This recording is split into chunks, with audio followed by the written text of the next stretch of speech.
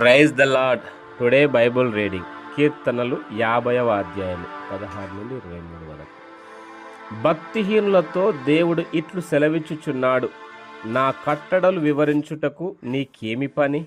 నా నిబంధన నీ నోట వచించదవేమి? దిద్దుబాటు నీకు అసహ్యము గదా.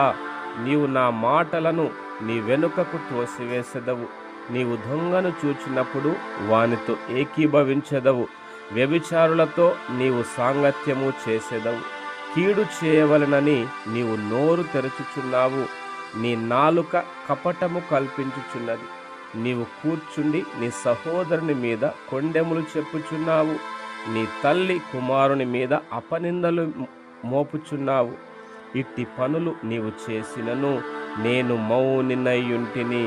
అందుకు నేను కేవలము నీ వంటి వాడనని నీవనుకొంటివి. అయితే నీ కన్నుల ఎదుట ఈ సంగతులను నేను వరుసగా ఉంచి నిన్ను గద్దించెదను. దేవుని మరచువారలారా, దీన్ని యోచించుకొనుడి. లేని ఎడల నేను మిమ్మును చీల్చివేయుదును. తప్పించువాడెవడునూ లేకపోవును. స్తుతియాగము అర్పించువాడు నన్ను మహిమపరచుచున్నాడు.